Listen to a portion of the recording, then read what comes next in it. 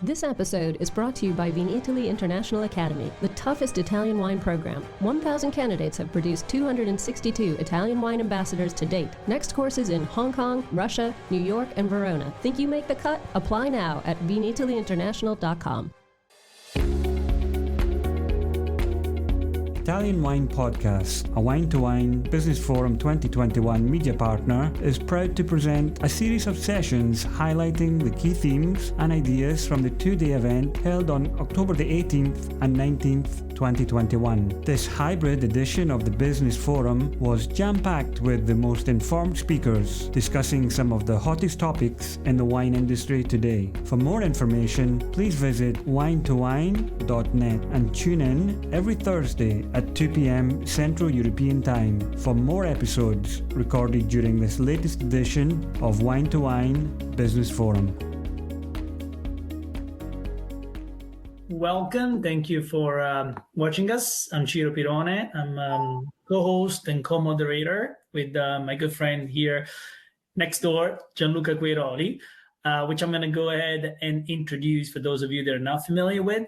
So Gianluca, after being an international tax consultant for almost 20 years, made a career switch and joined the wine industry 5 years ago. He's originally from Italy and is now based in the Boston area, where he owns and runs Wine Empire and fine wine retailer. Gianluca holds a law degree and master in accounting and international tax and speaks fluently 3 languages. He also dedicated himself to many aspects of the wine world, such as tasting events, writing, and wine education. He became an Italian wine ambassador and educator through Wine Italy International Academy in 2019, and he's also certified as French wine scholar, American wine expert, Bordeaux and Burgundy specialist, sherry wine specialist, holds a WICT diploma, and currently master wine candidate. In 2021, he launched in the US the Italian Wine Maestro certification. Grazie, Ciro. Thank you. It's a true pleasure being here, spending a little time with my now longtime friend, Ciro Pirone. So it is my true pleasure to, in turn, introduce Ciro to all of you that don't know Ciro yet. Ciro is the director of Italian wines for Horizon Beverage Company, based here in New England, in Boston, and with operations in 5 different states. He's a graduate of Istituto Alberghiero, Hotel and Restaurant Management School in Salerno. He's also a Wine Italy wine ambassador from Wine Italy Wine Academy.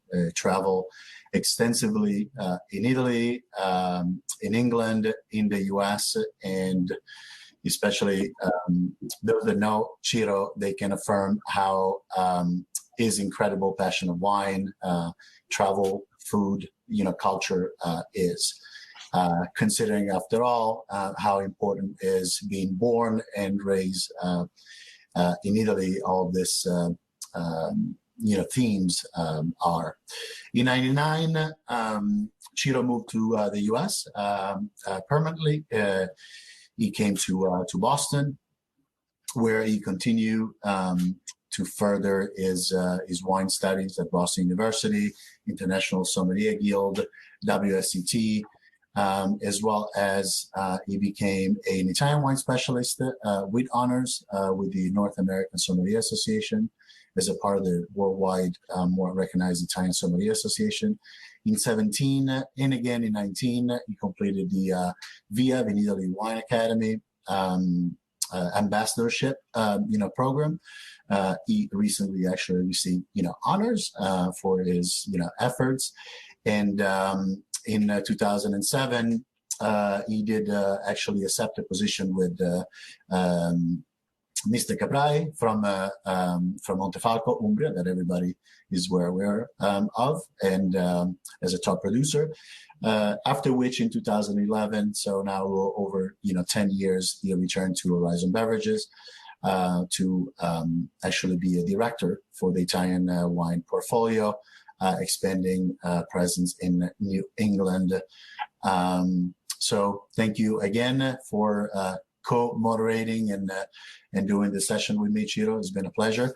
So today we're going to talk about a few very interesting aspects of the wine trades. Specifically, we'll take a look at the agenda here. I'll briefly introduce, for those that are not familiar, the so-called three-tier system, how the wine trade worked in the US. We're going to take a look at the market performance, slightly pre-pandemic, pandemic, and today's with a little bit of the outlook for the near future as much as we could. And then both Ciro and I will give you two very interesting perspectives.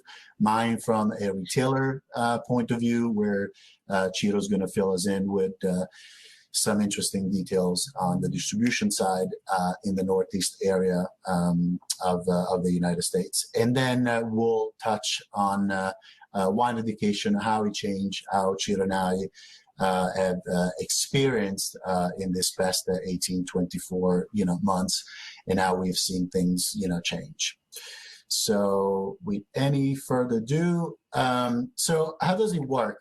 I get a lot of calls, especially being familiar and meeting people during travels, during events, or even former friends. I'm making wine, or I know a family that is making wine, maybe a small production. We would like to come over to the U.S. market. It's like, especially if you are in the trade that you sell wines, like, why I don't send you a number of cases of this wine that's being made. It's not so simple, unfortunately, because the three-tier system essentially works that three distinct and separate figures are involved in the wine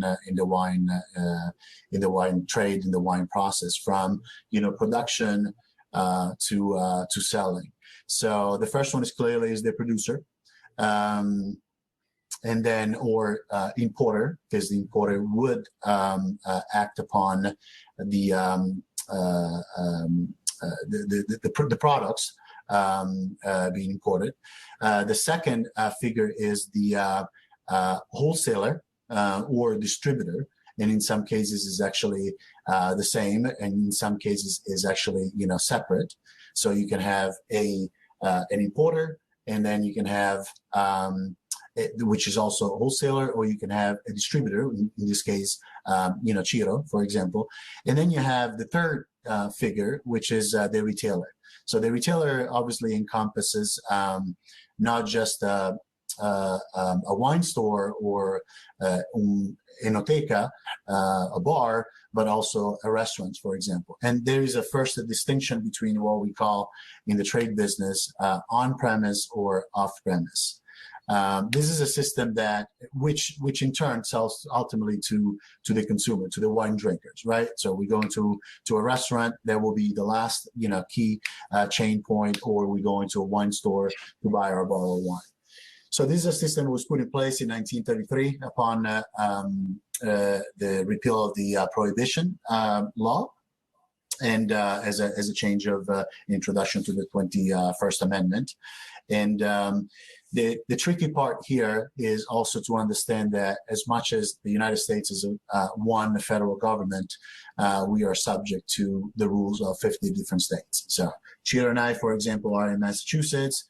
There are certain rules where New York or Connecticut or California, might have others. And one of the main challenges is, in fact, once the product arrives in one state, how it can be distributed across country.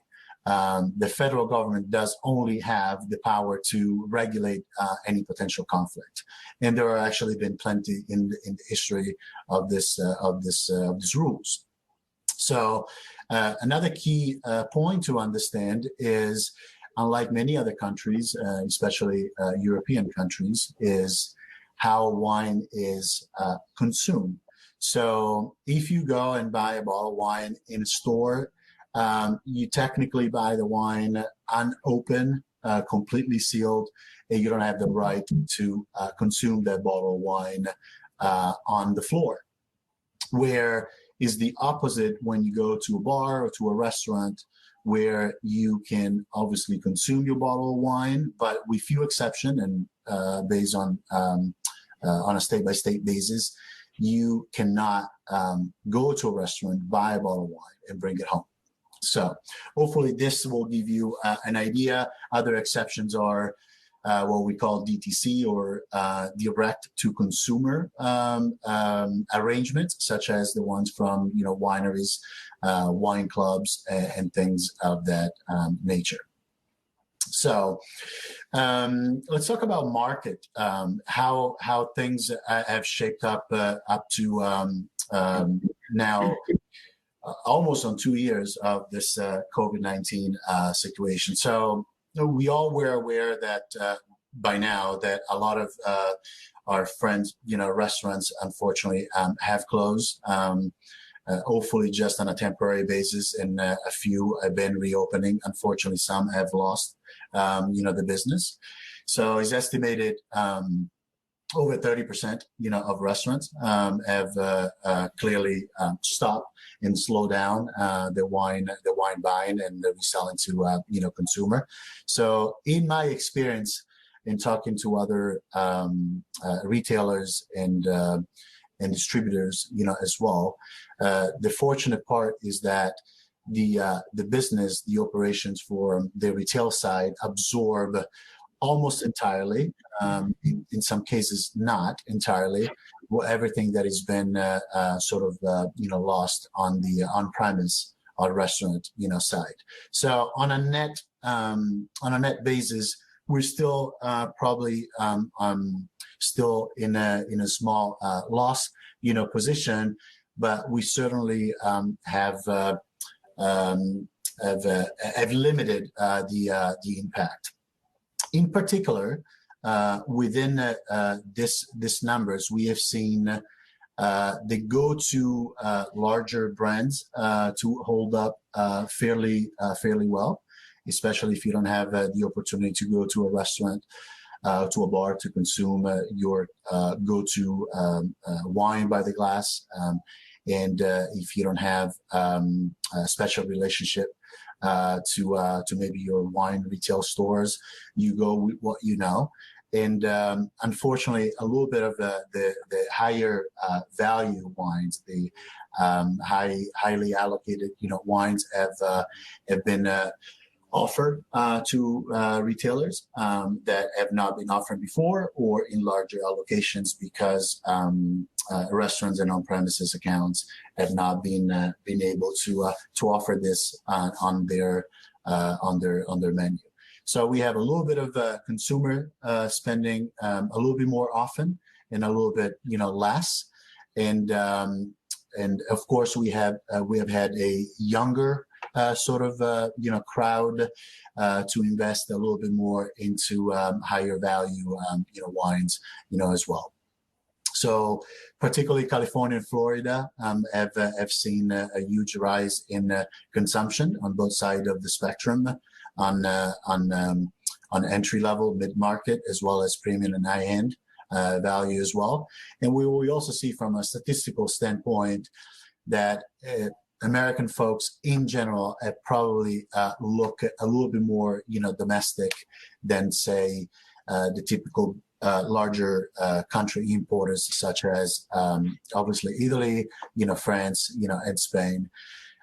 This has been obviously due to a couple of different factors.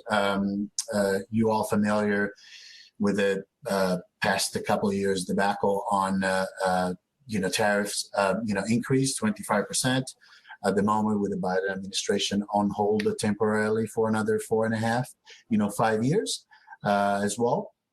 And then, of course, as we mentioned before, given the 3-tier system, also with the shipping, challenges, thinking about shipping from one state to another, thinking about maybe different formats, whether it's small bottles or or larger format as well, but also the style of wine.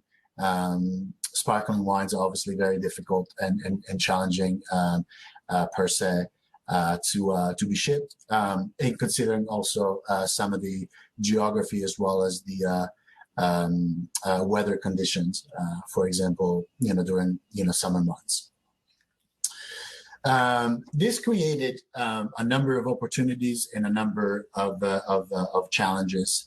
So online sales shot up over 40% in this 18 months time.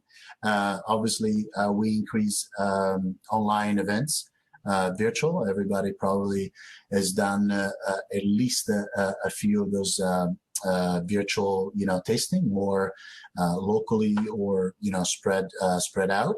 That increased the opportunity to sell perhaps smaller formats, as we mentioned before, 375 ml as well, and there unfortunately there was a little bit of decline in larger format as well, and then also, as mentioned, the allocation probably of those higher and hard to find, hard to seek wines became a little bit more of a norm as channels of the distributions switched and changed from restaurants and bars and other on-premise accounts to more like a retail online sales focus.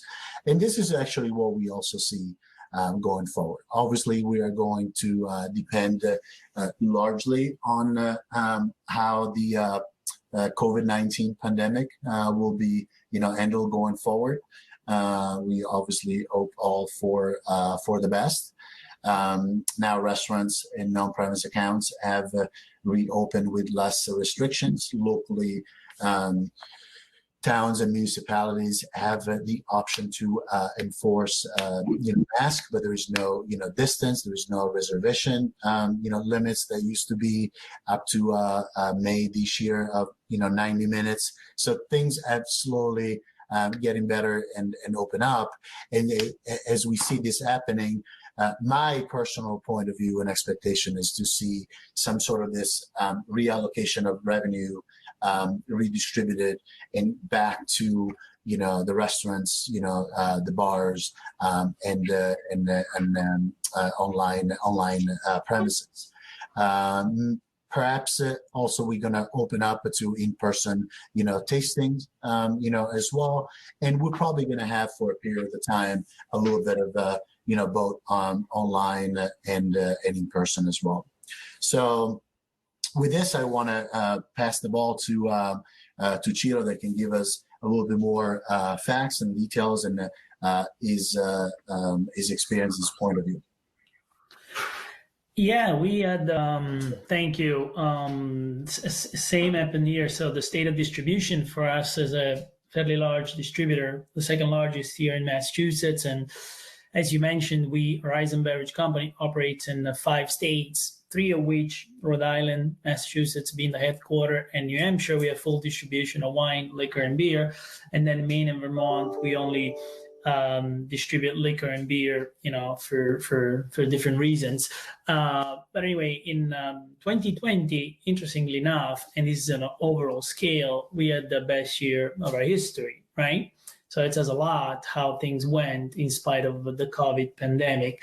Now, that being said, this is overall, which includes a lot of different products that go from liquor, beer, and wine as well. But when we look at the Italian side of things specifically, we had a loss of roughly 35% of overall sales. And that's obviously due for many factors, which we'll be discussing about. We as a company represent 60 different Italian wineries. Say that the prime region that we focus on is Tuscany, which is obviously very, beloved here in the United States, understood and appreciated, that many people travel to, followed by Veneto and Piedmont that take the second place on our side of things. And then lastly, or thirdly anyway, would be Sicily. Altogether, we represent wineries that cover 14 different regions of Italy, so a little bit all over the place, if you will.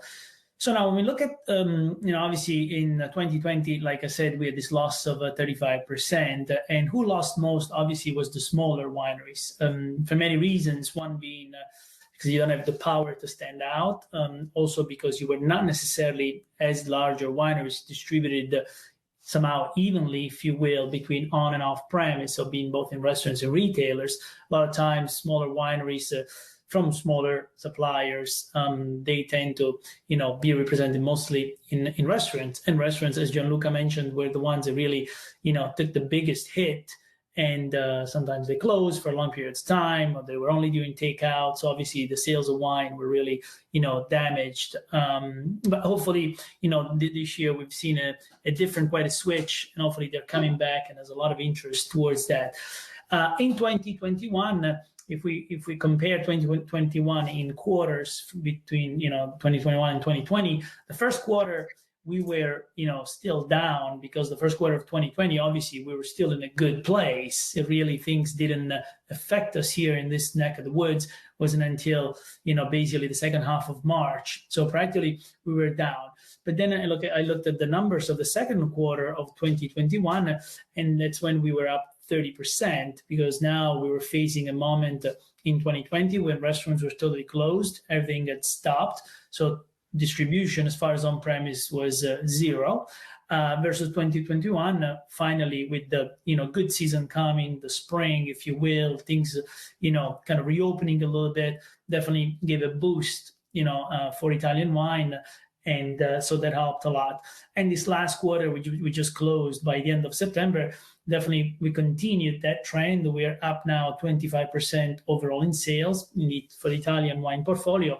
And again, our Italian wine portfolio, being a large distributor, includes very large wineries. At the same time, mid-sized wineries, and also we have a variety of small wineries. So there's a little bit of everything that it's included in that. Now, the things that we continue to face today as far as a distributor, and especially in the on-premise world, as Gianluca mentioned, there was an incredible increase even during the pandemic of the high-end wines. People wanted those wines. There was a lot of disposable income that wasn't being used in different ways. People weren't traveling. People really weren't going out for dinner, shows, anything that they were able to spend money on. So they wanted to, in some cases, they wanted to, have a better bottle of wine, or people that could afford, they wanted to have those special bottles of wines they would have consumed at a restaurant. So that was quite incredible to see that the high-performing wines, or the high, pedigree wines and high-rated wines were doing incredibly well. But the things we're facing today as a challenge, first and foremost for the restaurants, is definitely the challenge with the employment. Every restaurant is short on employment, and I'm sure that's not just here in this part of the United States, and also in this part of the world.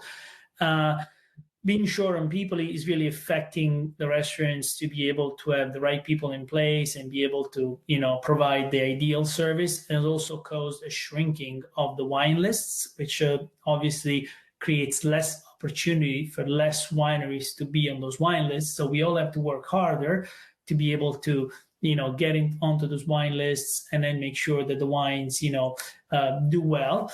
Another big challenge has definitely been the disruption, if you will, of the chain of product coming into the country. So many out of stocks. There's been a very long periods of time where some of our best-selling wines have been out of stock, sometimes for a month and a half. So that means your distribution for that product is totally gone. So now we have to start from scratch and recreate that distribution, which is obviously a very tough job, because obviously everybody's trying to get onto the action for that piece of the pie. But definitely there's different aspects have been challenged. But one positive that I've witnessed, this has been since last year onto this year, in spite of it all, in spite of the challenges, restaurateurs have been very, very resilient. Obviously, it's a tough life. It's a nightlife. It's a weekend and holidays life.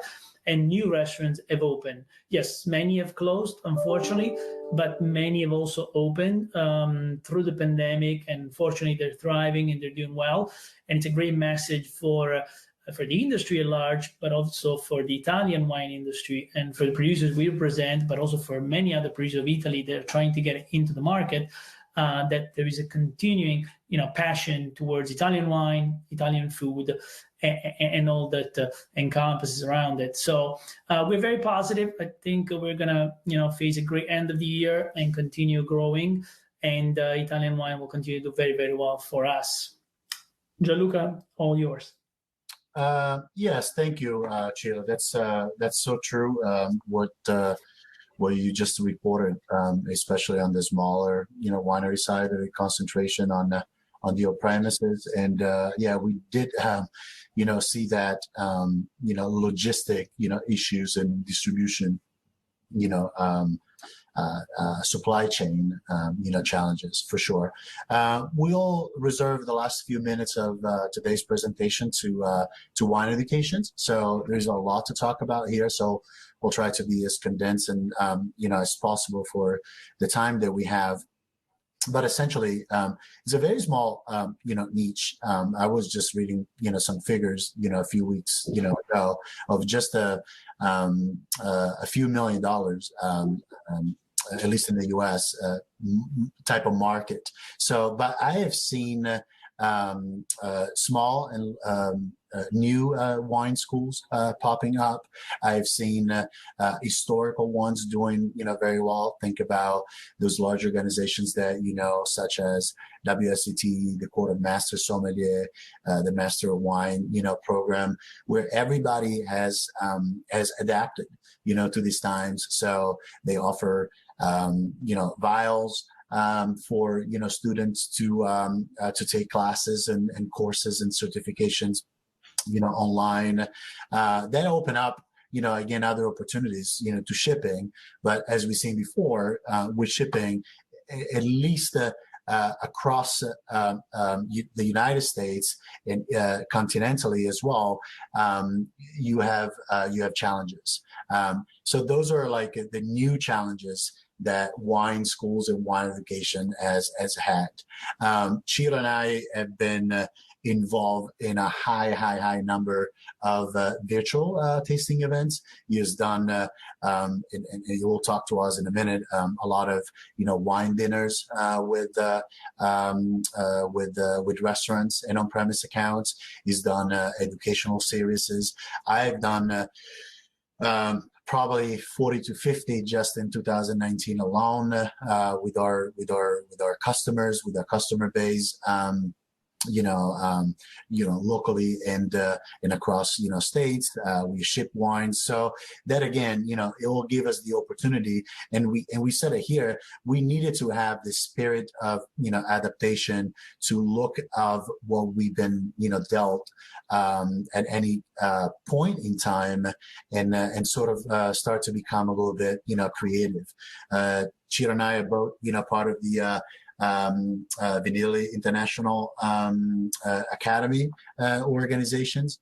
Via has done a tremendous job in promoting agile formats, where we have done lectures, online, and as things have opened up and got a little bit more relaxed, then on a more concentrated basis, we have offer tasting, in person. As well. I launched, and Ciro did teach with me the master course, the beginning of 2021, and we sort of adapted to do the same thing, to do a course over a number of weeks and then over a weekend to taste a number of great, wines, as well. And I think another shout that I want to give is actually I've been working on for the past few months is agencies around the world, in this case, from Italy. Reach out to us. We are your eyes, your hands, your feet on the ground. There are still a little bit of challenges for winemakers, for producers to come and work on the market, to promote their wines, to have work with Ciro and other distributors, to come and visit mine and other stores, across the country. While things are opening and cleaning up, just use, us as your tool. We are as happy, to promote your product as we can possibly, be. Ciro, I don't know if you have a few thoughts on your experience when it comes to wine educations and so forth that you want to share with the audience.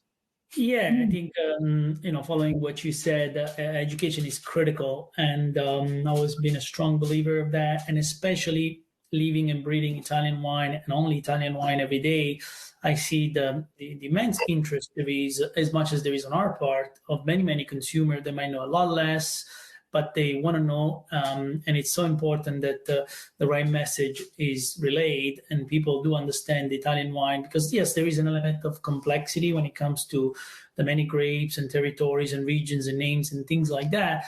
So it's incredible what obviously VIA at the forefront, but also other great organizations have been doing in really laying the ground for people to embrace Italian wine, understand Italian wine, and now also spread the gospel of Italian wine and start, buying and tasting and whatnot, getting their friends also involved. So education is critical, and I think it's important for all at 360 degrees.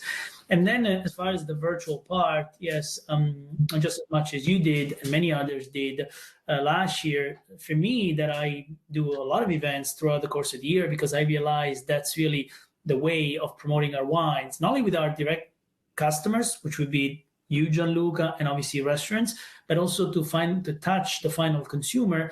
It's important for me to be always out there many, many nights throughout the course of the year. And last year, with things being impaired, I realized that I had to switch immediately to this virtual world.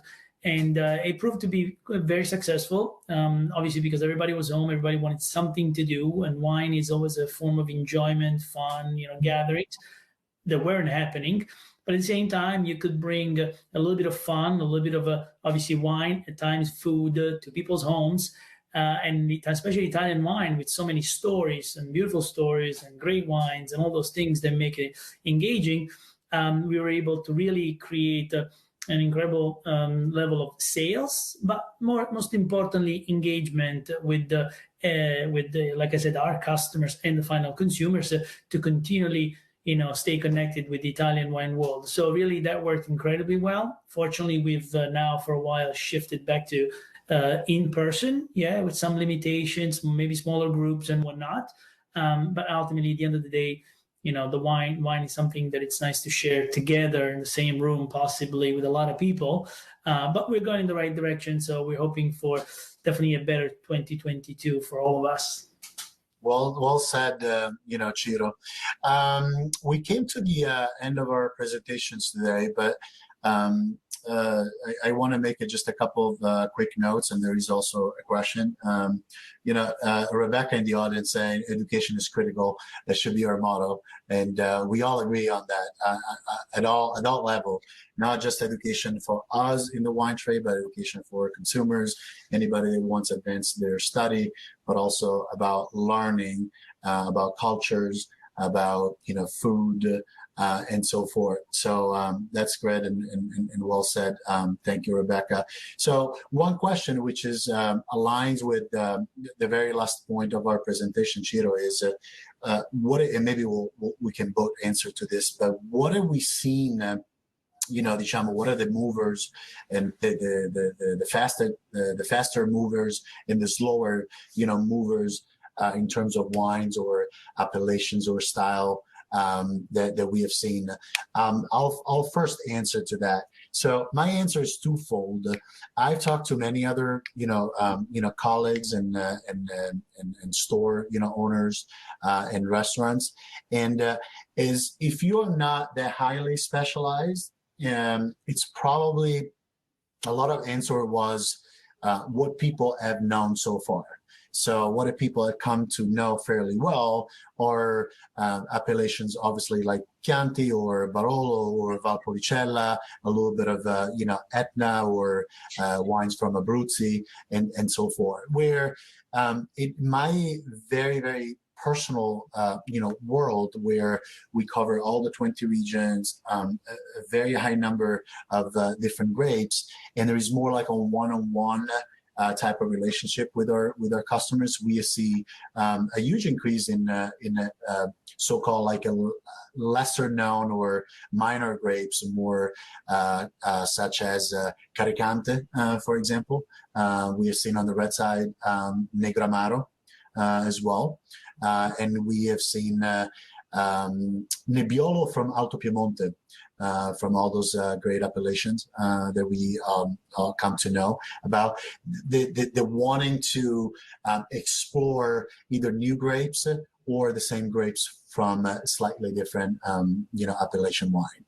What about you, Ciro? What have you seen? Yeah, I think there is, for us, has been outside of it, obviously, of the giants, right? The varietals everybody knows, the appellations are historically famous and recognized. And where there's been a lot of interest is definitely Sicily. A lot of interest. And again, even within Sicily, which is a world of its own, there's been things like, for example, Catarratto has been a great mover, interestingly enough, on a higher level quality. Then there has been, also Nerello Mascalese, for obvious reasons, could be from Etna or not, or maybe surrounding areas. But anyway, it's been very, very many people passionate about it and wanting to try and experiencing and loving it and continuing to do so. And then, also white wines from Campania.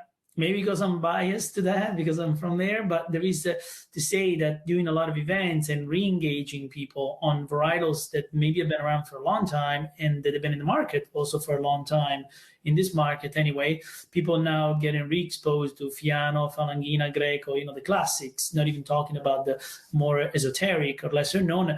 So there's a lot of different things that people are really, connecting with and getting getting passionate about. So it's very exciting. It's exciting to see that living in this market, everything is out there. Really, I see every possible varietal imaginable, but these have been the ones that given us great satisfaction outside of obviously the classic from, Tuscany, Piedmont, Veneto. Yeah. Awesome. Thank you. Thank you. Let's take a look. I don't see any other questions, so we are going to close today's presentation. Thank you, Wine2Wine. Thank you, Verona. Thank you, Italy. Thank you, Ciro, and Horizon Beverage.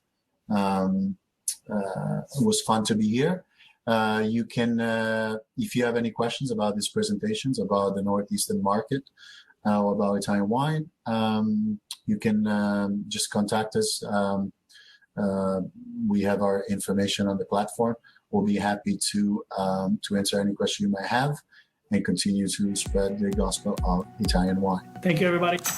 Listen to the Italian Wine Podcast wherever you get your podcasts. We're on SoundCloud, Apple Podcasts, Spotify, Himalaya FM, and more. Don't forget to subscribe and rate the show. If you enjoy listening, please consider donating through ItalianWinePodcast.com. Any amount helps cover equipment, production, and publication costs. Until next time, chin chin.